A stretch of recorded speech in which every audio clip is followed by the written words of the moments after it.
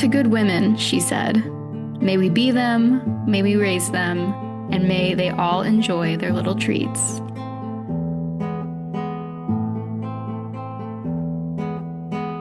Welcome to the Busy Girls Book Club. We are bringing you all of the internet's most popular books and letting you know whether or not you should take the time out of your busy schedule to read them. And we are here today with your spooky season finale. I'm Caitlin. I'm Casey. And I'm Catherine. And for our season finale, we couldn't end spooky season without some cannibalism. It's a tradition at this point that we at least have one book that delves into the cannibalism of it all.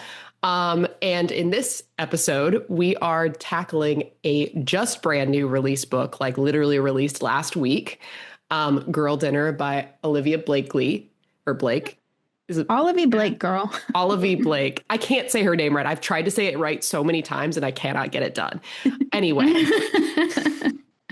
I tried to explain this book to my friend and I was like, I swear to God, what is her name? What is her name? Anyway, besides the point, this book follows two different character perspectives. One is an adjunct professor at what has been dubbed the university in this book.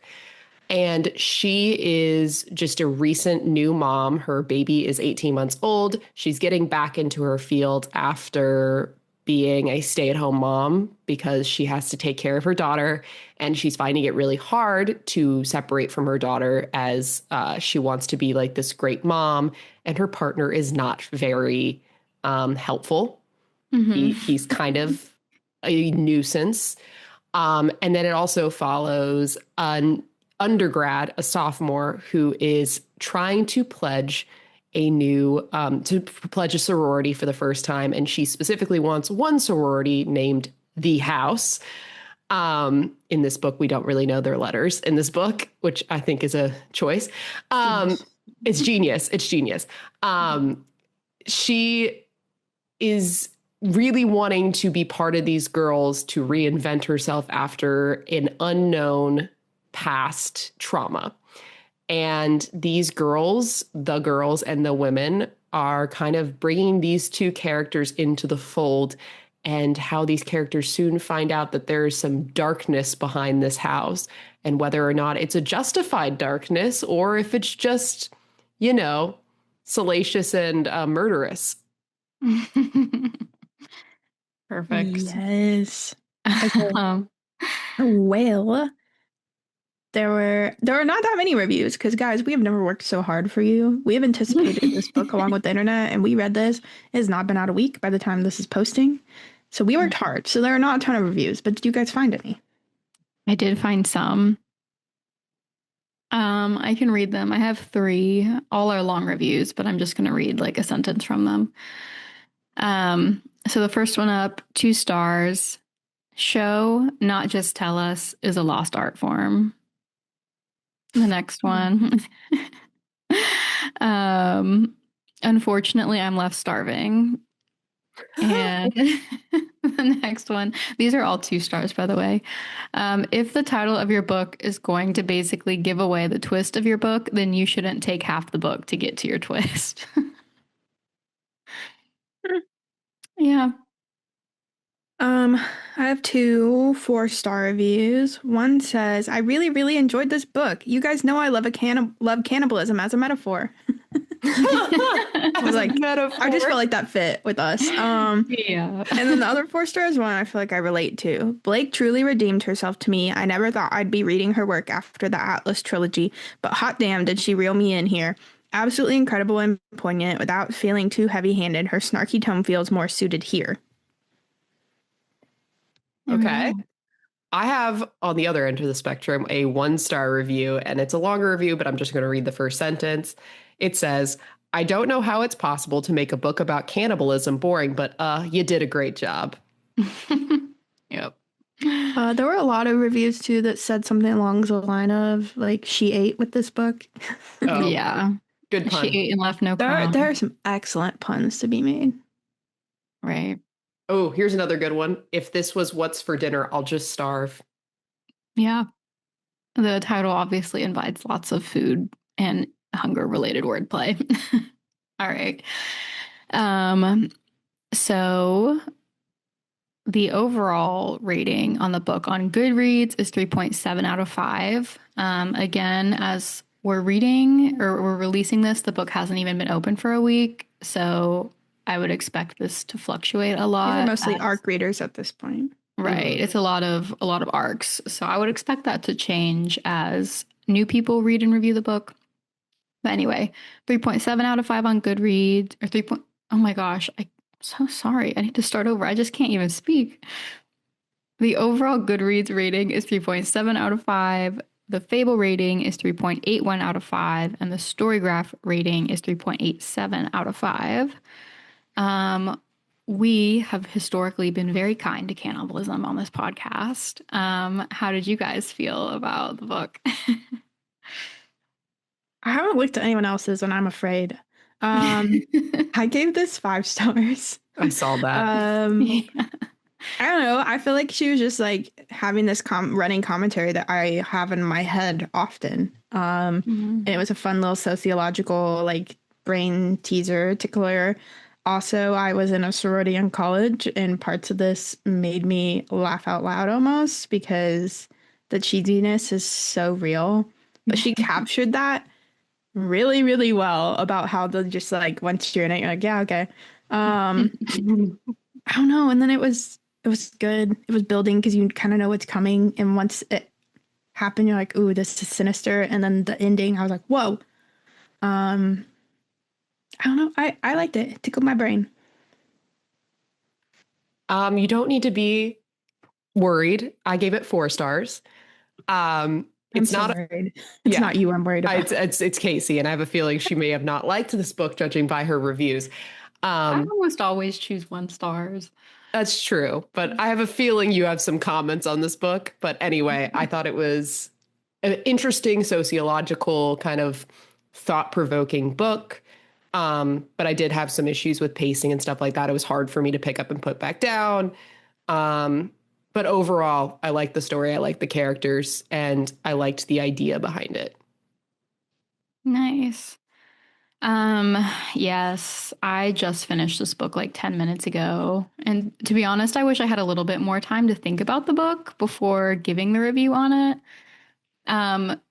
After I finished reading it, I immediately gave it 3 stars, and then like 10 minutes later changed it to 4 stars, and then changed it back to 3 stars, and changed it back to 4 stars. And so it's quite 10 minutes right there. I don't really know yet how I feel about the book. I feel like I'm going to know after we get to the end of our discussion. I'll know how I feel about it. But the thing I put in my Goodreads review is that I feel like it's thematically rich, but doesn't totally, I think, manage to be a great book. There's not a lot of scenes. A lot of it is like the main character's inner monologues, which is fine. But at certain points, I did find myself getting bored. And I think I just wanted a little bit more intensity from the book. Like for a book about cannibalism and like a sorority, you know, being involved in that somehow, I just expected a lot more intensity and like mania almost, and just sort of like, yeah, intensity. Not every book can be bunny, okay? I was about to say this book was bunny light. That's how I felt, is like, I feel like I've just read kind of like better versions of this book, which sucks to say, because I did still think there were good things about the book. I just think overall I found it a little bit disappointing. So yeah, I still liked it, but I definitely didn't like love it. I have a way to better articulate why I like it so much. I think it is the perfect snapshot of this point in time in the commentaries. You know, even 5 years from now, who knows if it will hit the same. Right. But I think in this moment, which I think is what she was trying to do, it captured what it is to be a woman.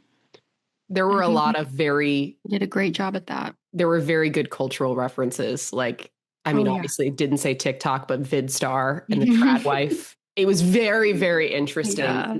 I think there were a couple Taylor Swift song references. I think this is the first time I've seen this kind of thing in a book. Yeah, it's very in the moment. Yeah. So is the book more plot or character driven? The character. Character. Yeah, character. It's sort of like the first half of the book really is just about Rush. Yep. And the second half of the book is coming to terms with the lifestyle.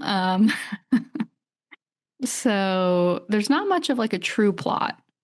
No, this is definitely lit fic. It's a commentary on characters and the world they live in. It's, I mean, there is a plot, sort of. You're just trying to figure out when you get to the cannibalism part. I mean, it's obvious from the cover. There's literal blood coming from a fork, and it's called Girl Dinner. Yeah, I mean, it's so cannibalism. also she said that in some of her press stuff because Yeah. once I heard the title, I was excited. So when she came to Kansas City to talk about her book Gifted and Talented, and there were only like 40 people in the room, I raised my hand because there was plenty of room for me to ask a question. I said, okay, but can you tell us about Girl Dinner? And like the whole room applauded. So everybody was excited for what she was going to do here. Right. Okay, next question. Would you read other books by the author? We did do the first book of Atlas 6 on the podcast, so we've all read that one. I finished all 3, and it was sort of a hate read by the end. Yeah. I finished the second one, and I'm 20% into the third one, and I've been 20% into the third one since it came out. Yeah, it's so funny how this all worked out because I loved Atlas 6 but have not continued on in the series. But I did read one of Olivie Blake's other books called Alone with You in the Ether, and I actually hated that book. I gave it like 2 stars. So she's written a 5-star read, a 2-star read, and somewhere in between 3 and 4-star read for me. I think I'm like 2 and 3 on the Atlas 6 ones for the most part. I just had to know how it ended. She got me there. Yeah. Right. I think it I was just made my brain work too hard, and all the characters were so morally black, which is not a bad thing. I don't know. Honestly, if you like Olivie Blake, you probably would like R.F. Kuang. Yeah. And I feel like this is R.F. Kuang's yellow face. Yeah, I feel like she could be described as like a little bit more accessible R.F. Kuang.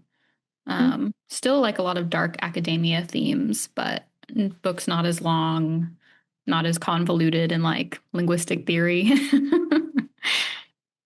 But still pretty highbrow. Atlas 6 was really physics heavy, though. It was. There was a lot of science in Atlas 6. Anyway, so how was the pacing of the book for you guys? How long did it take you to read? Don't tell my boss, but I read it in like 2 days, thanks to not having much to do at work. There you go. I loved it. I couldn't put it down. It took me probably like 4 days, but a majority of the reading experience happened over 2 days. I've just been busy and burnt out. How dare you be busy on the Busy Girls Book Club? We hate you. Thanks. Yeah, it took me 2 days to read, but I've been kind of in a reading slump, so I've been procrastinating. And so the self-imposed deadline of this podcast is what got me to finish it. I did not think the pacing in this book was very good. And I think it's one of the main reasons that I struggled to like rate it higher. There's just like a lot of slow sections that are very plotless. And I'm here for a plotless book, but a lot of it was just like inner monologue and sorority activities. And I just kind of wanted it to all lead to more crescendo. And so I don't know. I just think for me, the pacing of the book was not very good, and I would have taken a lot longer to read it if not for the necessary deadline. See, normally I don't like the plotless books. We're normally reversed. I don't know. Maybe it's because I was in a sorority and all this stuff. I was like, yes. Yeah.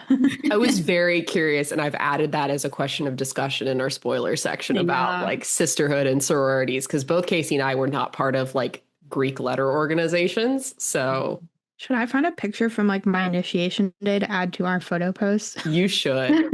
Yeah, you should. In our white dresses. Yes. No, I knew that was a thing. I knew that was real. I was like, ooh. The no virginity makeup of it all. Mm-hmm. Yep. Little virgins.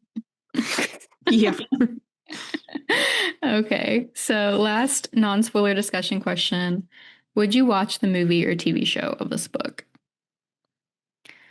This book gives Scream Queens to me. Yeah, I was thinking like I don't know how you would turn this into one, but at the same time, like you talked about Night Bitch and they turned that into one, so like I guess you could figure it out. I think you I don't probably know. could, but I don't know if I would watch it just because I get grossed out by gore and cannibalism might be a stretch too far for me. Might be worth it just to see the plot twist on screen. Yes, that's crazy. Yeah. I feel like I'm the same. I don't immediately see how it would be easily turned into a movie, but people make it work these days, so maybe it would be intriguing. I don't know. If it got picked up, I'd probably make an attempt at it. Yeah.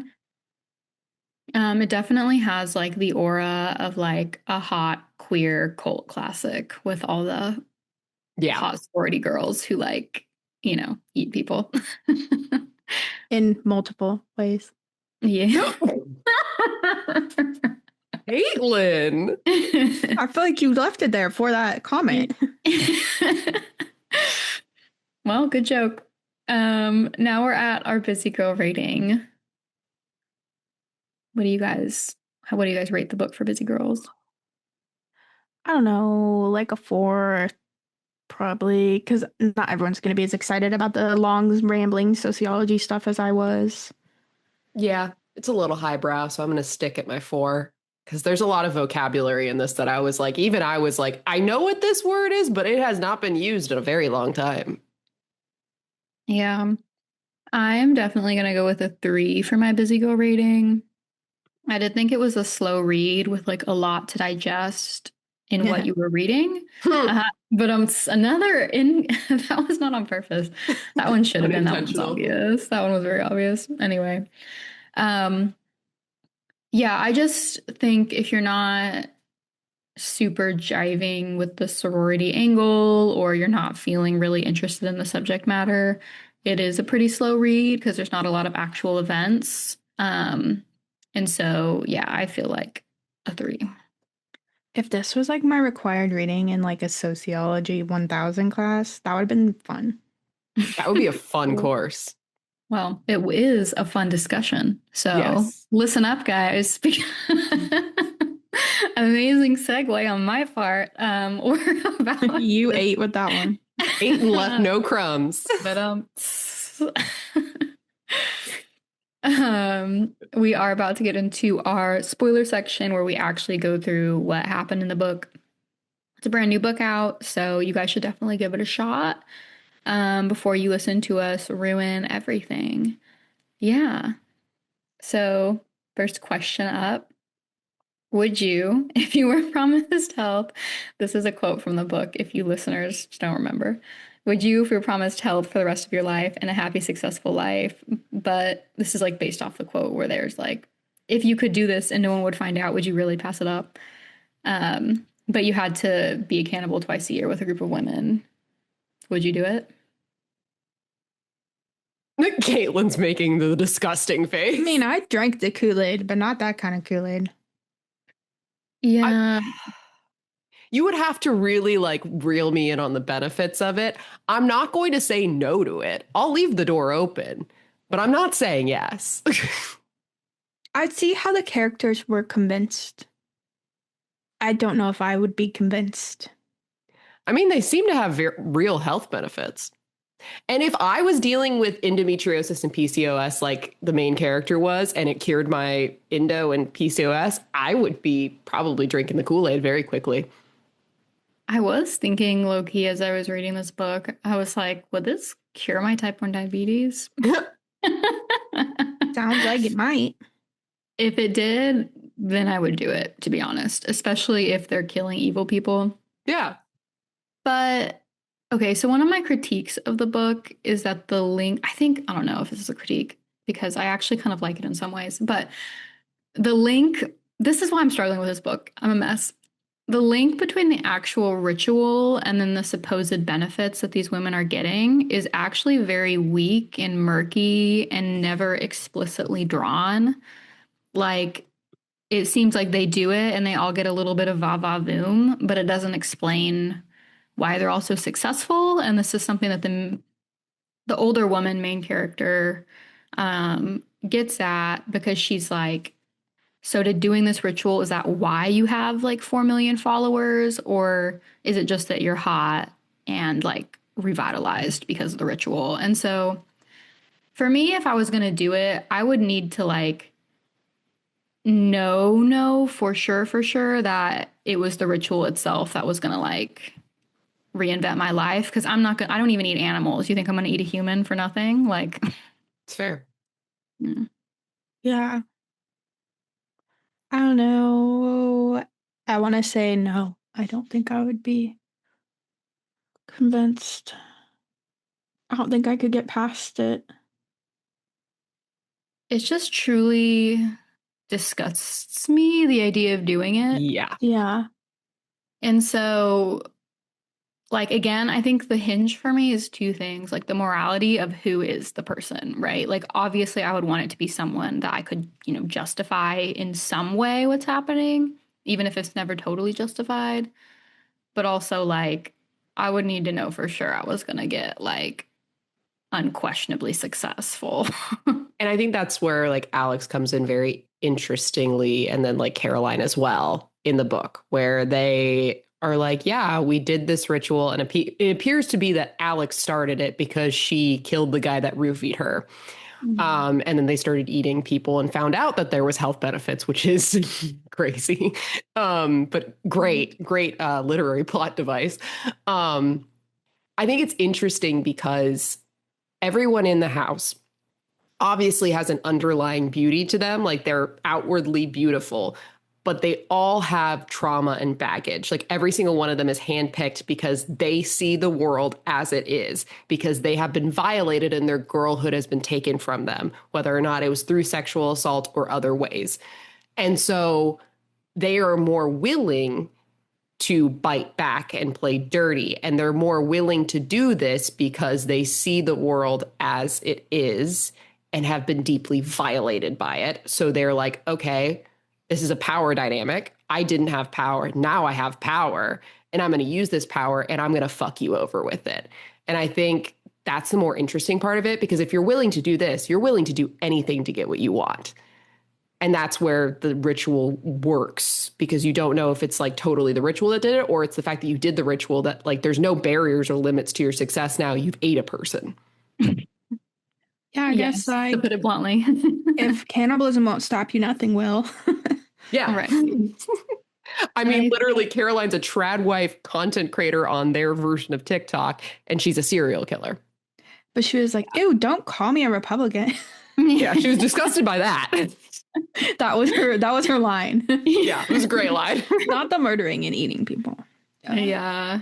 No, I thought that was an actually like very smart commentary about the cycle of trauma, because once you've been traumatized and you've been violated, it's more difficult to really see the violations against others as harmful as they are, because people were willing to do it to you and other people didn't really care that it happened to you, and our society at large doesn't care that it happened to you, and justice is a myth and all that good stuff. And so, once something like that happens to you, then it does, I think, almost skew your moral compass in a way, because why sacrifice yourself for others continuously when the world doesn't care about you?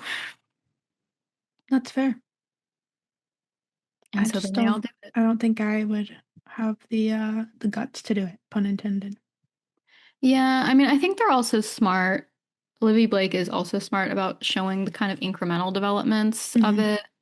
Because, like, if someone just handed you a knife and was like, all right, do this and you've got eternal youth, you Bon probably, appetit. yeah, you probably couldn't do it because it's too hard of a start.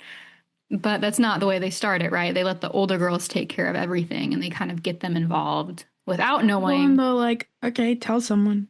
They're not going to believe you. Right. Like we have like senators and mommy bloggers and CEOs that have graduated from the sorority. So also, what can you do to fight the most powerful women in the world?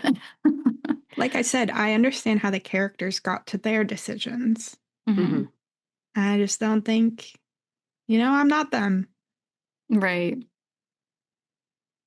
And also I was like, I don't think I could even be admitted to this sorority because I'm a vegetarian. Like, Yeah, they kind of said that. surely they would have just eliminated me. So You're not invited. yeah, that's fine with me. I didn't rush. Same. Which brings us into our next question that is all centered around Caitlin, because you did rush and you I did drank join all a the sorority. Kool-Aid. You drank all the Kool-Aid. I mean, tell us all your secrets. I'm kidding. So I paid for my friends and Yes. Yes. So you've talked about how this book was a great depiction of Greek life in the sense that you felt very connected to it. I don't know what I expected. Not that. She did a great job. As a freshman, which is interesting, sophomores don't often rush and they are often automatically dropped from houses. That is a true statement. So this was interesting.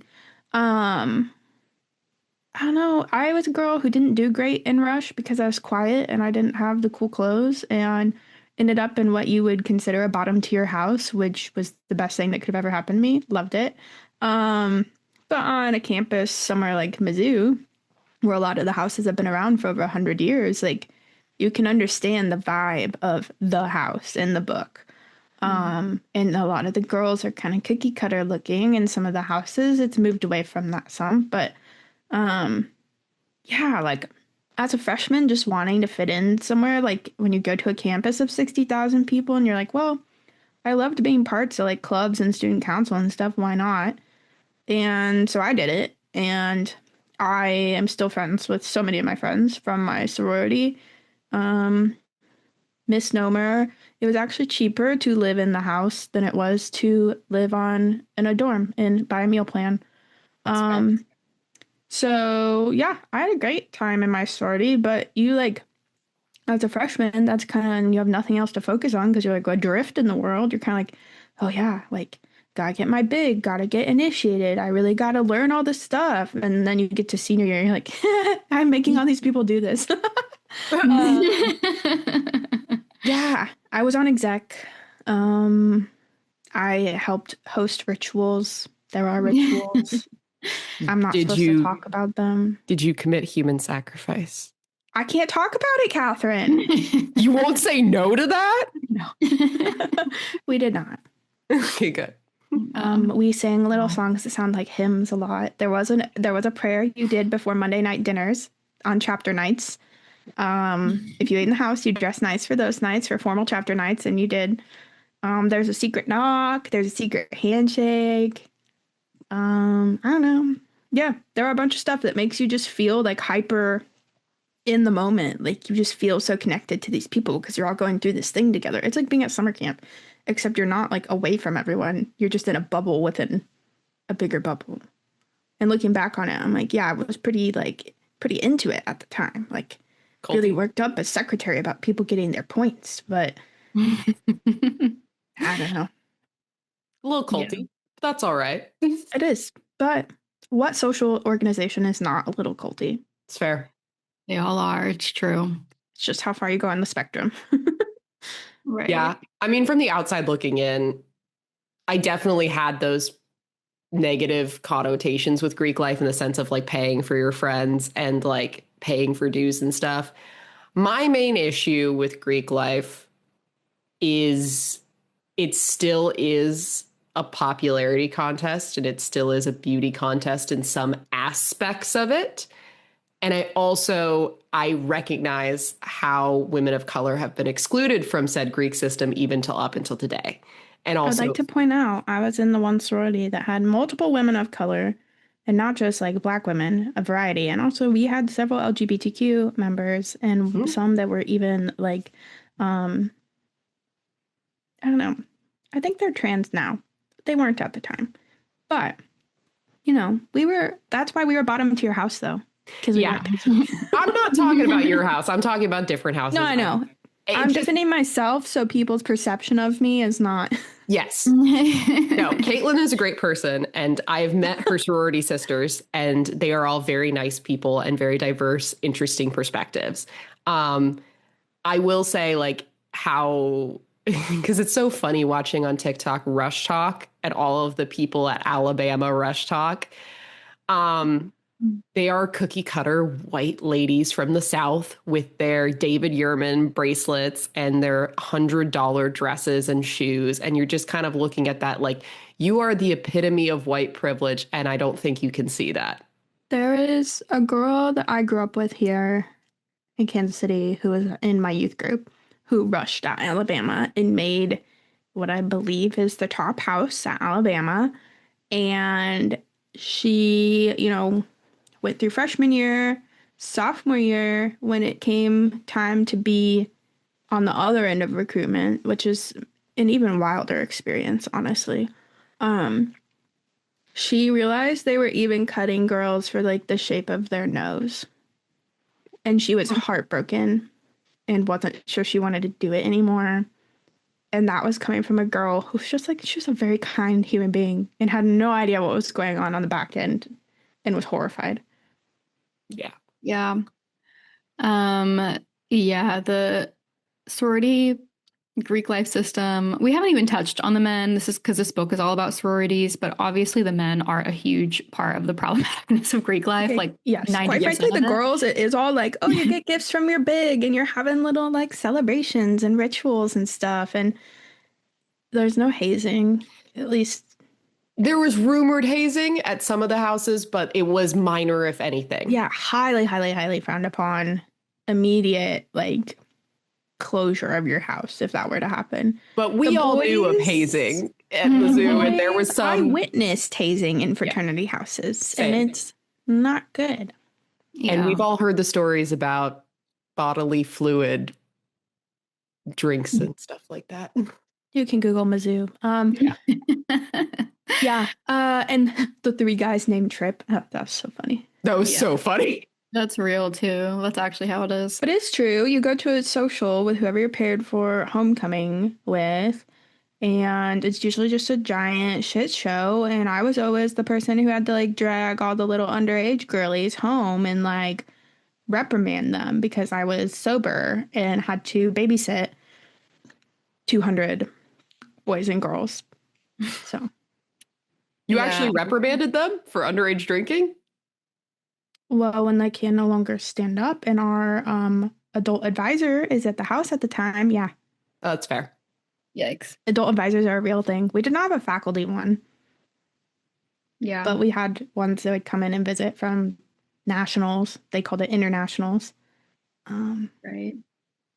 Well, what this book is about a lot, which I think they get right, is that a lot of elite schools, sororities kind of build their reputation off preying on the need to fit in and stacking women against each other based on what are quite frankly patriarchal values in order to fit in, like what you look like and having the right clothes. And that's definitely still a big part of the Greek life system in especially the Southern schools that go OTD really hard for their sororities. The other half of that, talking about those kinds of organizations as a gateway too, it's also still true. Right. For a lot of, especially like I mentioned at Mizzou, there's some that have been there over 100 years. You've got 100 years of alumni to pull from. Right. Your alumni may even be Sheryl Crow, Yeah. So there is something to be said. My house, not as much. We were a fresher sorority on campus, so I didn't experience that, but I have friends who have. And like okay, if I conform to get into a house, it will provide this opportunity is a thought to have. Right. Okay, so our next question is about what was my favorite part of the book, which was the dual POVs. So we have these two narratives that intersect in a bunch of different ways, but they run parallel to each other, where both characters eventually kind of know of each other, but I don't think they ever actually directly interact. And so one of them is Nina, who's the undergraduate. The other is Sloane, who's a professor, and her husband ends up being one of Nina's professors and is also kind of a creep, which we learn later. But anyway, what did you guys think of how the narrative developed? Were we getting these kind of two parallel narratives, which is basically like the present and the future of women? I loved it. Mm-hmm. I think the depiction of motherhood was really nice. Mm-hmm. And I think an undergraduate trying to reclaim her power, also really nice. I do want to say they did meet the one time, and that was like my favorite scene. Mm-hmm. Is the whole time you hear Sloane talking about how, she just doesn't look the way she used to. She admires all these other women. She's jealous of them. And then Nina meets Sloane and is like, oh my God, she's hot like Alex and has like the best coat and perfect like lipstick. And you're like, oh. Yeah. So like, it's another thing about also like women see themselves differently than how other women see them. Right. Just slid in there. But I thought they were both really good. And then like being a woman is so dependent on what moment of life you're in. Right. My favorite thing about it, this is really for me what kept me reading the book and kept me interested, was just that the reflection of each other, like these women sort of are the same person at different stages of life, and that's very intentionally created. And I think like you guys said earlier, this book does feel very like responsive to our current cultural moment and everything that's happening right now, especially about young women and the rise of trad wives and sort of conservative cultural notions. Um, but I think it's easy for young women to say like, oh, that will never be me, almost like assuming that the women of the generation above you are just dumb or didn't make good choices or didn't see red flags that they should have seen. And I think this book paints really, really clearly how you can end up being a woman in these situations, like and by woman in these situations, I mean a woman with sort of a deadbeat husband who has given up a lot for her husband, even though she wanted more of an egalitarian partnership, still ended up in like a very unfulfilling and unequal one, which I think is the center of a lot of discontent with women. And so I think that was my favorite part of just seeing like Nina is like desperate to avoid this fate that Sloane is in. And Sloane is sort of kind of desperate to like recapture her sense of autonomy and like leave this kind of like fate that she's in. Um, but it paints very clearly how one leads into the other. And also makes the point that I think a lot of times is missed, that this happens to women generation after generation after generation because of structural issues and because of the way men are and the way men are taught to act in the world and the way women are taught to act in the world. And it almost inevitably like leads into this result, because what the characters are struggling with the whole time is their inability to change the society and the systems that they're in, and how everything is about personal choice because what else do you have? But also your personal choice actually can't change the outcome.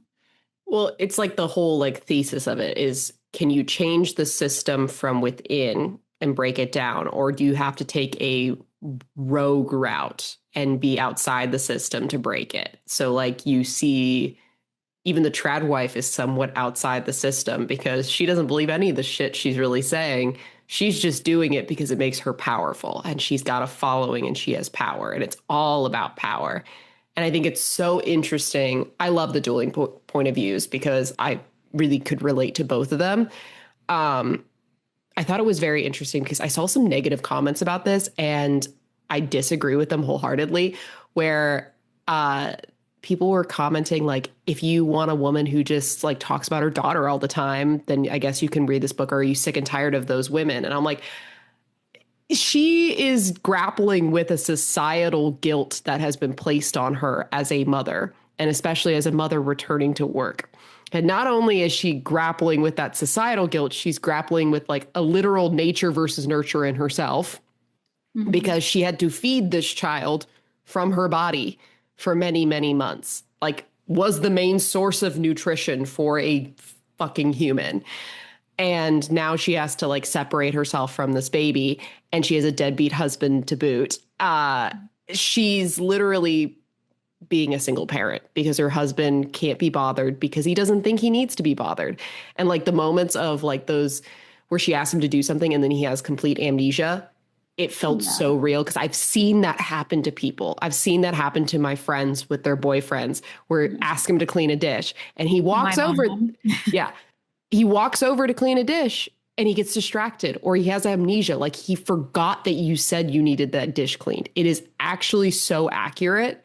And you can tell, like, she's like, Max used to be this good guy. He's a feminist. I thought we were going to be partners in this, but he doesn't feel like the guilt or the maternal need. He doesn't feel any of that towards his daughter. Yeah.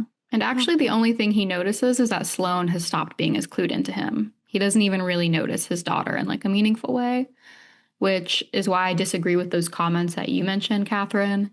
Because I'm like, this is actually how every parent should feel about their child. Mm-hmm. You should not, to the degree Sloane feels it, like that's obviously a commentary on the social pressure we put on moms. But every parent should be consumed with their child and the pressure of being a good parent. Like you should feel that feeling of like, I have this tiny human who is so precious to me and I want to do everything I absolutely can to spend time with them and cherish them. And so it's actually like Sloane's husband who should be critiqued, not Sloane. Yeah. You should want your child to turn out better than you or have a better future than you. That is every parent's goal, is to set their child up for success. Side note on what Catherine was saying, I was looking for something in my sister's fridge, and this is how I know what she says to her husband, because I was like, I don't see it. And he goes, did you look or did you man look? Oh my God. Okay. That's on your sister not allowing learned incompetence in her home. Snaps to that. I also just to talk about like some more of what we've been mentioning. Like I like how it kind of told you how both extreme femininity and extreme feminism can be harmful to women in general. Like it's this cycle. Like how far is too far before you wind up back at the beginning? And I think that's something like I think about and have never been able to articulate. And I think she did it. Maybe it was a little wordier than it needed to be, but like she did it. How you can find pros and cons to whatever action is happening. And maybe there is no such thing as a good woman. Mm-mm. Right. There's a complicated woman. A good wife, a good mom. Like who is to decide that? And is there such thing? Right. I do think it also showed how, like, what does feminism really mean? Like, you can actually kind of make it mean anything, even though you would think, oh, this is about women's equality. Mm-hmm. But, like, what that actually practically looks like, you can almost justify any behavior with that label, which I think we actually are there as a society where, like, just anything is considered feminism. And, like, there's very little, like, critical discourse about when older feminists are critical of how young feminists are going about things. Right. Mm-hmm. And then it's just like, you know, it's actually hard to define what that really means. And they do the same thing with power. Like all these women want power, but they want it and they can feel it, but they can't even really define it. And they can't even really define what they actually want. They just want to be not the victims. Like they just don't want to be powerless. And so it kind of leads them on this blind pursuit of power at any cost. I also found it interesting because like Alex talks about having it all. And like you can have a kid and you can be a single parent while also being like a high power lawyer. And it's like, what if you don't want to have it all? What if you just want to be financially stable enough to care for your kid and stay at home? Like, and that should be in the conversation, but I feel like sometimes feminism and feminists kind of like they try to ignore stay-at-home moms or like that traditional like maternal value.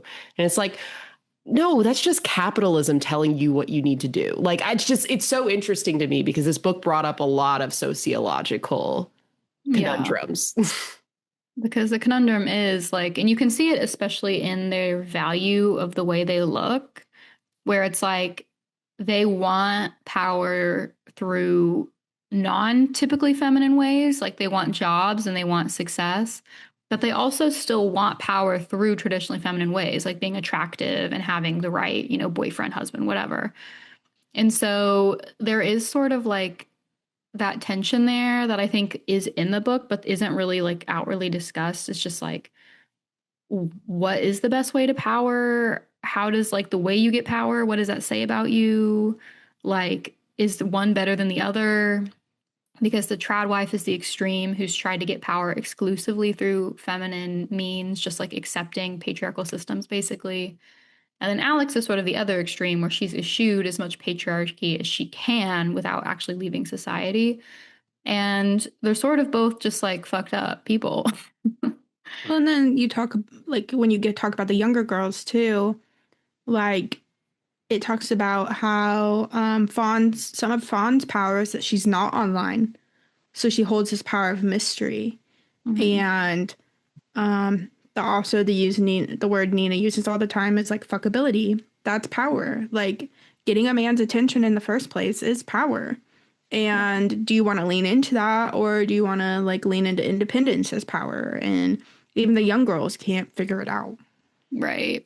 And that's also a part where I think Sloane's perspective is really useful because she still does know that she's an attractive woman.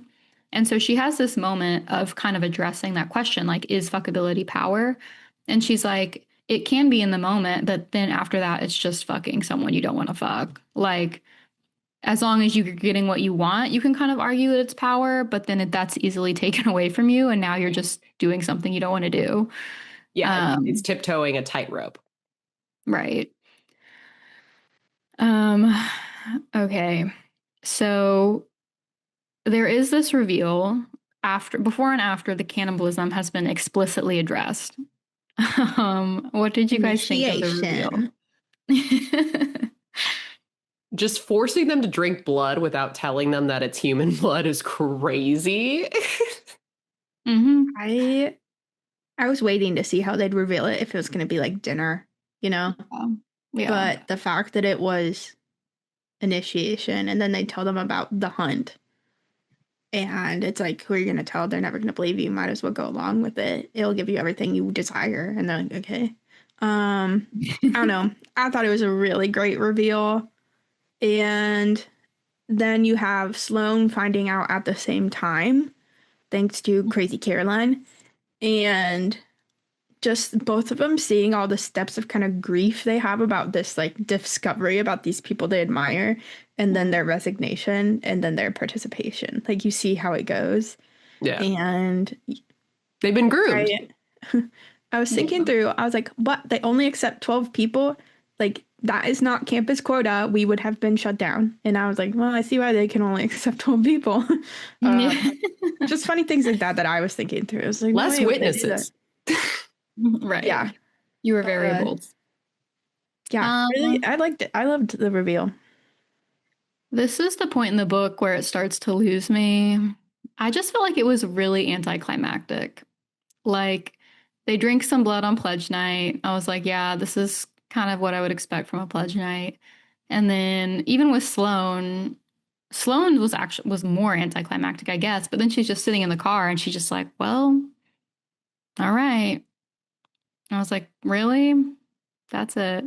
Well, to be fair, she did fight back a bit, but like Alex is like, no one's going to believe you. I expected a bit more of a spiral on Sloane's part. On Nina's part, I could see how the heat of the moment in this organization you've been trying to get into, you could pretty much be talked into anything. I did too, and girls but often are. Even the ritual was very, like, they just drank a little bit of blood out of a goblet. Like, I would have expected just more ritual to like memorialize the moment and build crescendo to this reveal, like more hysteria, more like entrancement in awe of the women around them. Like that's a big thing in the book too, is like the awe women feel for each other. And it just felt very like, and then that happened. Yeah, but then they like all spent time together after. It's just Nina didn't participate. She went and slept with Fawn. Yeah, but it's not like they have an orgy after. Like it's still just like regular hanging out. Right. Like a sleepover. Like they just are all in this new space together and letting it sink in together. I think that's kind of what makes it interesting, is that it was so mundane to these girls to be cannibals. Just like it didn't deliver like true entrancement. It was just, I don't know, was kind of boring. I think that was what made it so sinister, is it was just like so easy and normal for it to be a part of life for these people. Yeah, I can see it in the moment, but then I still would have wanted it to spiral more. Like I think honestly the whole book was climactic. Like the ending made an attempt at it, but even that was very like brushed over, I think. It was Okay, quick for sure. And the let's do our hunt, they call second it to the last question hunt. so we can get to the ending. Yeah. Just because I don't think we should skip. What did you think of Fawn and Nina's relationship and their falling out? Fawn being the president and Nina thinking, who's this glorious woman who's giving me attention? And then sort of falling in love with her and then realizing she's a shitty person. Yeah. Realizing that this person was not who she thought she was and she was just a mask or a facade, using her basically. I don't even Yeah. remember who the president was when I was recruited. No I idea. did like it, but this is another point that I thought could have just been drawn into more drama, like the dramatics and the crescendo and the intensity of it could have been a lot more. Because Nina's definitely obsessed with Fawn, but I felt like the fall from grace in each other's eyes could have hit a lot harder. Like Fawn has always just been using Nina, and as the viewer, I think Olivie Blake does a good job of we can pick up on that. Like there are all these little signs along the way where we're kind of like, yeah, I mean, Fawn's clearly not fully reciprocating Nina's like obsession. But I felt like the moment when, because it's kind of earth shattering for Nina, but it didn't really feel totally earth shattering the way it was written. Because it's almost like her second loss of innocence. Like being betrayed by a man is one thing, but being betrayed by a woman is a totally different thing. And I just didn't think the moment hit the way it needed to. I guess that's fair. I think she had the sisterhood to lean back on. And the moment that she saw Tessa start to betray Fawn, I think that's where the moment happened, where she was just like putting things into perspective. And she desperately wanted to be part of the sisterhood, whether or not Fawn was the president or loved her. Well, and I think Fawn's sort of non-reaction is what gave her fuel to do what she does in the end, to go ahead and say, yeah, slate me, and hear her crazy thing at the end, like, my candidate is myself. I mean, that was very Darrow of her. Like, I immediately thought of Red Rising, and I'm like, oh my God, you're starting your own cult within a cult. Great, you're going to be the next president. Who loves you if they're not willing to give everything for you? Yeah.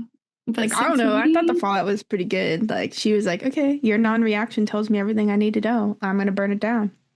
I just think that's the moment where Nina kind of becomes the villain. Yeah. And I felt like it just should have felt a little bit. She saw an opportunity to claim her power, and she did. Yeah, like the moment she claims her power should really feel like a turning of the tide, and it just didn't for me. And then also, to be honest, I would argue the best ending of this book is that Nina volunteers herself and then the girls eat her. Like, I thought that was going to happen. No. I think the way it ended was perfect. Because then it like completes the metaphor that like to truly fit in and have it all, you have to totally sacrifice yourself. Also, other women will cannibalize you just like men will cannibalize you. That's the sorry, sad truth.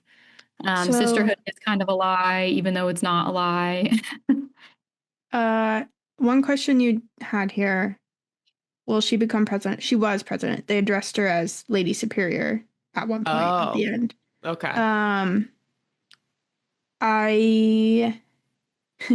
Okay, so in the end, Nina's president. They do not eat Max. They instead eat boyfriend Trip.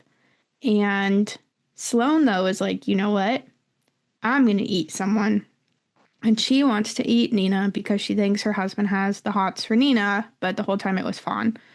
So she pulls up to the sorority house and grabs a girl. Well, do we know it was actually Nina's twin coming to visit her, Jasleen.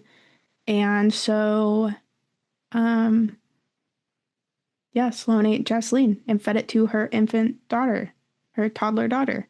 Here's why I think this was perfect.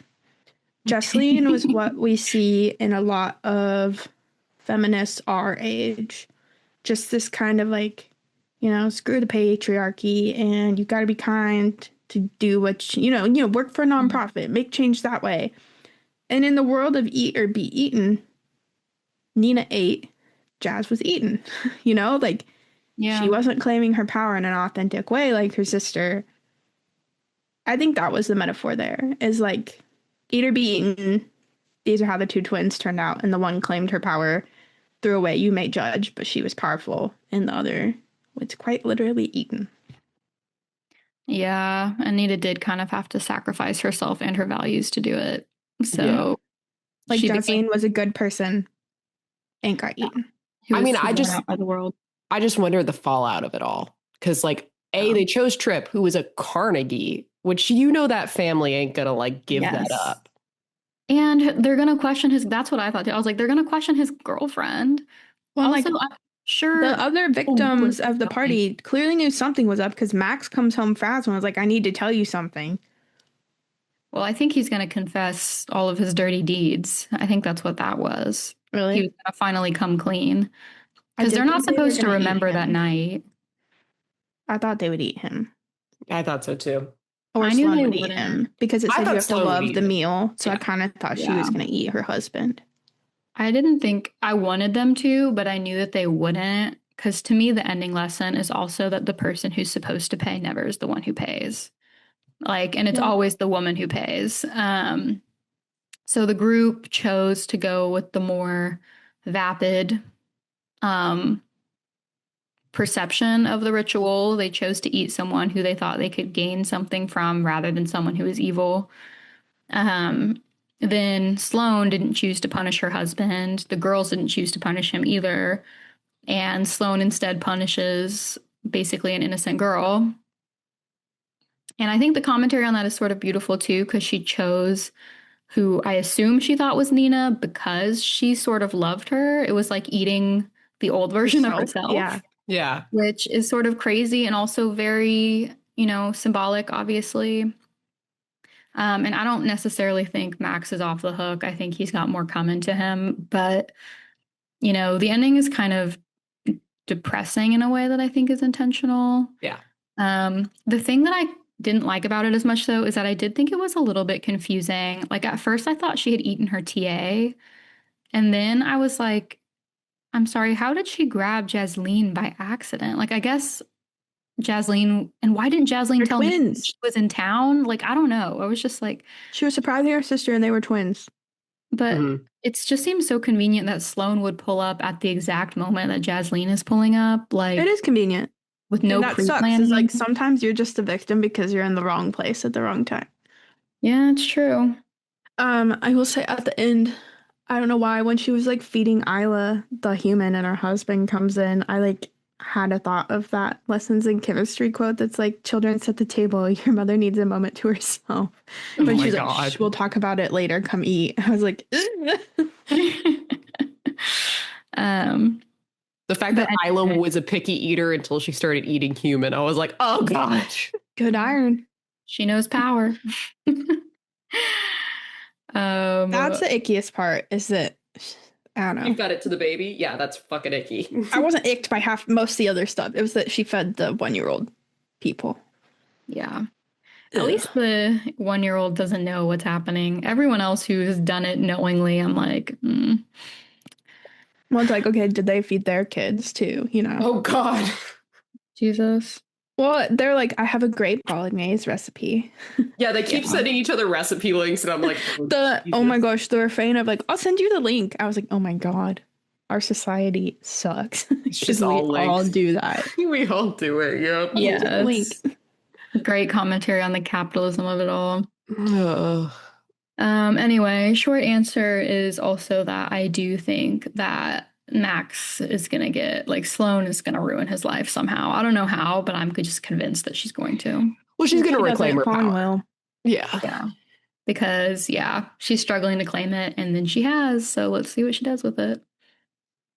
I think she does end up writing that book with the house and gets more ingratiated with the house. But I wonder what's going to happen when she finds out Nina's alive. Is this book her book? I wondered that. I did. I don't know. Probably not. Yeah. Could be. Yeah. This doesn't matter at all. I just, we're at the end, so why not say it? The rage I would feel in my body if I gave up the job I loved for my husband to make a upward career move And then he basically gets soft fired from the job that I gave up everything for because he was fucking students. Oh, Yeah. He'd be dead. That's why he deserved to be in the Bolognese. Yes. But that's not whoever pays. So,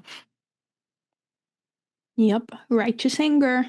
But he is about to get what's coming to him. Honestly, probably worse than death. Yeah, she's gonna make him live with it, whatever she does to him.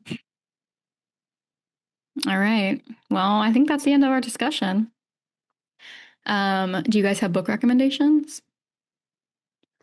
I mentioned earlier that this feels like Olivie Blake's Yellowface. Yellowface is also by Arf Kwong, yeah. Yellowface is also a snapshot of a moment in time with lots of like sociological analyzing, and it's more about like race and publishing and the cutthroat life of, like publishing a book. And I don't know, they felt very similar. They've like while reading them, just kind of this like there's not a ton of tension, but just the weight of the conversation feels like the tension, and they're both kind of crazy, and I liked them both when I don't typically like some of their authors' other stuff.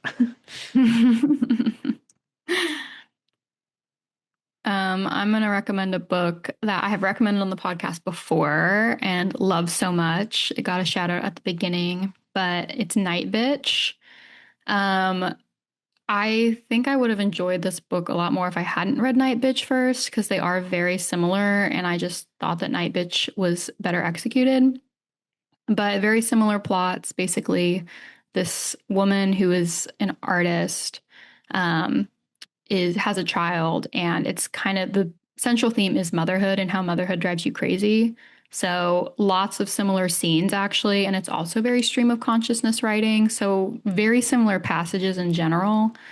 Different enough that I wasn't like put off by it or anything, but anyway, it's about the descent into madness that like the pressures of motherhood and the failings of your husband and just the social strata that you exist in kind of make you a monster. So, Night Bitch. And I'm going to go full balls to the wall and recommend Tender is the Flesh if you want a full cannibalism. Go all in. Go all into the cannibalism. Sociologically interesting book as well. Yeah. What's it mean to be a human? Yeah. Yeah. All right. Well, that's Guys, it. we should really tally sometime how many of these books we've read have mentioned cannibalism, because it's more than a few. Yeah. Our last two books. Yeah. Oh, that too. Yeah. Mm-hmm. No, I think we may be in the double digits at this point. I think you might be right. Yeah, I think you're right. I think we are. Why do people like just tossing that in, guys? Shock value. Are they the problem or are we the problem? We are choosing. I did this. have someone this week tell me I might not be okay because I like some of these books so much. Yeah, I think said, you're fine. It's okay. I already go to counseling. She goes, yeah, I'm going to write that one down. So, I read a lot of books about cannibalism. Does that mean I'm crazy? It was the face Caitlin Bartlett gave me when she just finished Butcher and Blackbird. She's not even the one who said that to me. You didn't like it? No. Oh, God. All right. Anyway, these are just our opinions. So we want to hear your opinions. You're just as qualified as us. So go ahead and send us a DM. And you can do that at Busy Girls Pod pretty much everywhere. We also have a website where you can get our book recs and see some of our like past ratings and stuff. So that's busygirlspod.com. And please give us a rating and a review. Yeah. And with that, I'm Catherine. I'm Casey. And I'm Caitlin. Thanks for listening. And when you get a chance, take a break with the Busy Girls Book Club.